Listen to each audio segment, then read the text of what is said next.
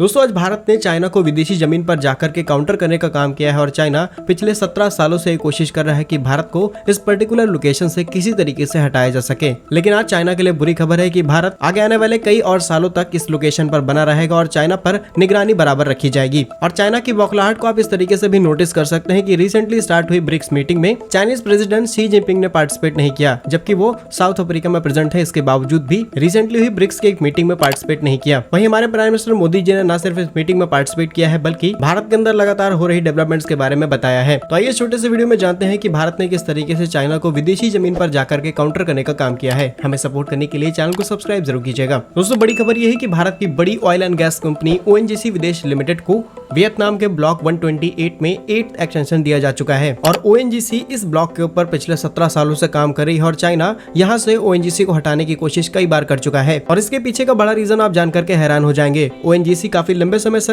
Vietnam के इस border पर ऑयल रिसर्च का काम कर रही है, लेकिन अभी तक तेल की एक भी बूंद नहीं मिली है। लेकिन चाइना ने ONGC को यहाँ से कई बार हटाने की कोशिश इसलिए की है क्योंकि इससे चाइना के ऊपर एक कड़ी निगरानी रखी जा रही है। यदि आप दिखाया जा रहा है मैप के अनुसार देखें तो ये है हमारा प्यारा भारत, इसके अलावा ये है वियतनाम और जो ग्रीन बॉर्डर आप देख पा रहे हैं ये है वियतनाम का एक्सक्लूसिव इकोनॉमिक जोन, जहां पर अगर आप ध्यान से देखेंगे तो वियतनाम ने अलग अलग ब्लॉक्स बना रखे हैं जिसमें अलग अलग विदेशी कंपनियां आकर के अपने ऑयल एंड गैस के ड्रिलिंग प्रोसेस को शुरू कर सकती हैं। वहीं साउथ चाइना सी के अंदर ये जो आप एरिया देख पा रहे हैं ब्लू वाला, ये है चाइना का एक्सक्लूसिव इकोनॉमिक जोन। लेकिन अगर आप वियतनाम के इस जोन के अंदर देखेंगे तो यहाँ पर कुछ ब्लू ब्लॉक्स भी आपको देखने को मिलेंगे जहाँ पर चाइना क्लेम करता है कि ये हमारा एरिया है, हिस्टोरिकली हमारे पास था। वहीं ग्लोबल स्टैंडर्ड के हिसाब से देखेंगे तो ये एरिया अभी वियतनाम के पास में है। यदि आप इसी मैप को थोड़ा सा जूम करके देखेंगे तो आप नोटिस करेंगे कि यहाँ पर मल्टीपल ब्लॉक्स डिसाइड किए गए हैं और अगर वियतनाम के ब्लॉक्स में नोटिस किया जाए तो ये लगातार ब्लॉक्स डिसाइड किए गए हैं और इनके अलग अलग नाम भी रखे गए हैं, जिसमें से ये जो ब्लॉक 128 है यही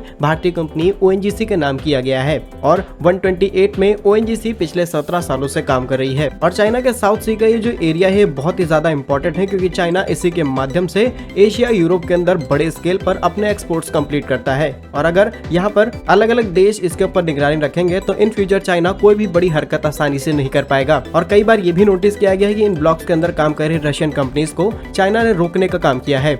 यदि आप इस चीज को ध्यान से देखेंगे और नोटिस करेंगे कि यहाँ पर अभी तक ONGC को एक भी बूंद तेल और गैस नहीं मिली है, इसके बावजूद भी ONGC लगातार यहाँ पर काम कर रही है और चाइना के ऊपर निगरानी रखने के लिए वियतनाम भारत का साथ भी दे रहा है। और यहाँ पर सिर्फ भारतीय कंपनियां नहीं बल्कि दुनिया के अलग अलग कंपनीज अपने ऐसे ही प्रोजेक्ट पर काम कर रही हैं, जिसका डायरेक्टली और इनडायरेक्टली फायदा भारत और वियतनाम दोनों को मिल रहा है। और कहीं ना कहीं ये दोनों देश एक दूसरे का साथ दे रहे हैं चाइना को काउंटर करने के लिए। इस पर आपका क्या सोचना है हमें कमेंट्स में जरूर बताइएगा। भारत कैसे ही यूजफुल एंड इन्फॉर्मेटिव वीडियोस पाने के लिए आप हमारे YouTube चैनल को सब्सक्राइब जरूर कर लीजिए। मिलेंगे हम आपको एक नई और इंटरेस्टिंग वीडियो में, तब तक के लिए वंदे मातरम, भारत माता की जय।